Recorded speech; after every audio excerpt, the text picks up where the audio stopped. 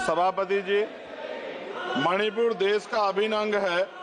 वहां महिलाओं एवं बच्चों की सुरक्षा सुनिश्चित की जाए। यह केवल एक राज्य का नहीं बल्कि यह मुद्दा देश की अस्मिता और गरिमा से जुड़ा हुआ है। अतः वहां शांति व्यवस्था बहाल कर महिलाओं एवं बच्चों को सुरक्षित माहौल प्रदान किया जाए। मणिपुर की घटना की वजह से अंतर्राष्ट्रीय स्तर पर देश की छवि खराब हुई है।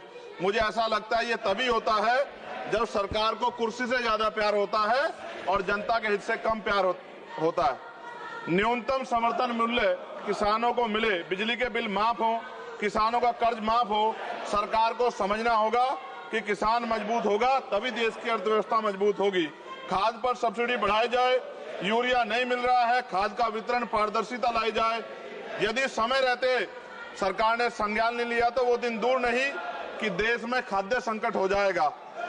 महोदय, गया में महाबोध विहार प्रकरण जो है, वहां से बुद्धि समाज में चिंता है और आक्रोश भी है। सरकार उसका हल करे, बुद्धिस्टों को उनका हक दे, जैन समाज की भावना का भी सम्मान रखे और ईसाइयों में भी हमले बंद हो और बहुजन महापुरुषों के विचारों को कार्य और पाठ्यक्रम में शामिल किया जाए।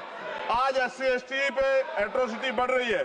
जातिगत भेदभाव की वजह से बारातें रोकी जा रही हैं। अभी हाल ही की घटनाओं में कई ऐसी घटनाएं हुई हैं उत्तर प्रदेश में जहां जातिगत अपमान हुआ है। नगीना लोकसभा क्षेत्र में किसानों की मुख्य आय का साधन गन्ना उत्पादन है, लेकिन न गन्ने का मूल्य में वृद्धि हुई है और न ही मिल द्वारा समय पे भुगतान किया जा रहा है। गन्ना किसान मजबूत होगा तभी ग्रामीण अर्थव्यवस्था मजबूत होगी।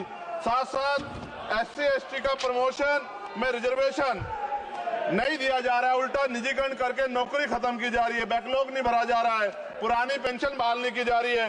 ये सब बार बार मैं इसलिए बोलता हूं कि हमारे लोगों को पता लगे कि सरकार को उनकी परेशानियों से कोई फर्क नहीं पड़ता और वो समझे सरकार उनकी कितनी तेजी है। प्रधानमंत्री आवास योजना में जो मानक में बदलाव किया जाए, उससे बहुत से पीड़ित वंचित रह जा रहे हैं।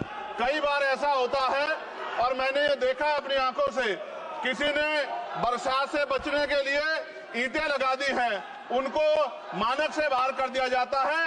इस वजह से वो परिवार इस सुविधा का लाभ नहीं ले पा रहे। खत्म करूंगा मैम।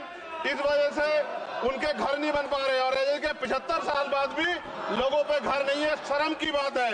नगीना लोकसभा क्षेत्र में केंद्रीय विद्यालय खोले जाएं और जो पहले से संचालित केंद्रीय विद्यालय हैं उनमें किताबों से लेकर सभी आवश्यक एवं पर्याप्त सुविधाएं सुनिश्चित की जाएं ताकि क्षेत्र के बच्चों को गुणवत्तापूर्ण शिक्षा प्राप्त हो। और अंत में मैं खत्म करते हुए कहना चाहता हूं, अभी ईद का त्योहार आ रहा है, हम भी ये देखेंगे और देश भी ये देखेगा कि सरकार उनको कितनी मदद करा के उस आयोजन को, उस त्योहार को मनवाने में मदद करेगी, जैसे अन्य धर्मों को लगातार मदद कर रही है, क्योंकि भारत एक धर्मनिरपेक्ष राष्ट्र है। मोदी जी, खत्म कर रहा हूँ, खत्म करिए तो आवाज का हाल देख लो आप। क्या करिए, कंप्लीट करिए प्लीज। भारत एक धर्मनिरपेक्ष राष्ट्र है, लेकिन मैं ऐसा समझता हूँ जिनकी सरकार है उन्हीं की बात होगी।